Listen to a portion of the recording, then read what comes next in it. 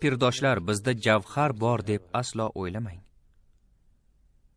Nimadir bor bo'lsa, faqat shayximizning lutfidan. Modomiki vazifa bizga topshirilgan ekan, tilimiz aylangani qadar so'zlab beramiz. Pirdoshlar, haqdan kelgan so'zlarning barchasi odamzodning yaxshiligi uchun. Demak, g'oya yaxshi inson bo'lishimizga qaratilgan. Yaxshi bo'lish nima degani? Nafsiga tobe bo'lmaslik bo'lsa kerak. Bu borada shayximiz nima deydilar? Nafs 7 boshli ajdarhodir.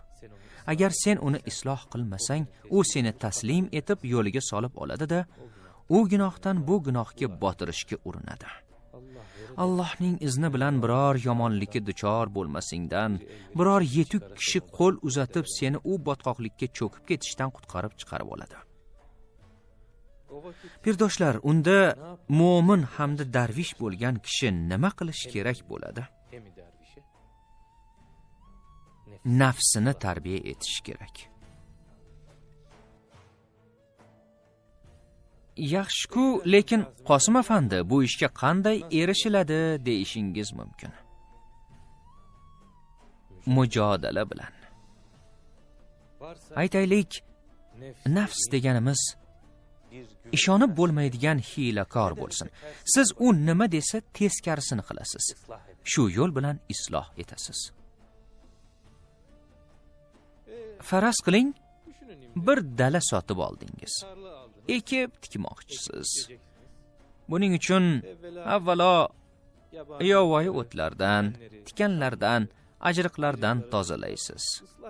U holda nafsingiz sizning o'sha ajdaringizdir. Ana shu ajdarning 7 boshiga birma-bir urasiz, toki pushaymon bo'lmagaysiz. Modomiki so'zimizni shayximizdan olib gapiryapmiz, masalani yana ham yaxshiroq tushuntirish uchun bir hikoya aytib bermoqchiman. Bu kimning boshidan o'tgan holat, shu onda eslay olmayapman-u, lekin Xo'ja Nasriddin desak mubolag'a qilmagan bo'lamiz. Xo'ja bir kuni eshagiga minib bozorga boribdi. Xuddi bizning Nolixondagiga o'xshagan chorsuv deylik. Yoz bo'lgani uchun albatta suvsagan. Birorta karvonsaroyga borayin deb o'ylab, eshakka minib karvonsaroyga boribdi. Bizga bir kosa muzdek ayron deb buyuribdi. Karvonsaroychi qarasa, xo'ja qorni och, charchagan bir holatda emish. U, "Xo'jam, marhamat kiring, bir luqma taom keltiray, oldin qorningizni to'ydirib oling" debdi. Shunda Xo'ja Nasriddin zotan eshakni to'ydirdik debdi. Albatta, karvonsaroychi xo'janing nuktadonligini tushunmagan. Qayerdan ham tushunardiki? Shuning uchun karvonsaroychi, "Afandim, men eshagingizga emas, o'zingizga ovqat bermoqchiman" debdi. Shunda Xo'ja Nasriddin karvonsaroychiga yuzlanib, "U eshak emas, mening nafsim" degan ekan.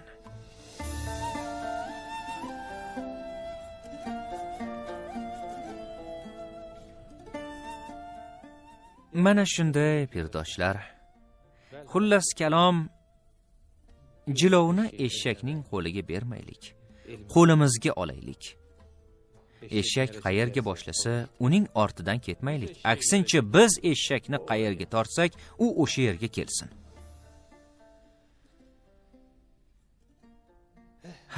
Suhbatimizga shu yerda yakun beraylik. Hammaning vazifasi bor, qoldirmaylik. Tartibga rioya etaylik. Biiznillah. Bo'lmasa barchangizga xayrli oqshomlar nasib etsin.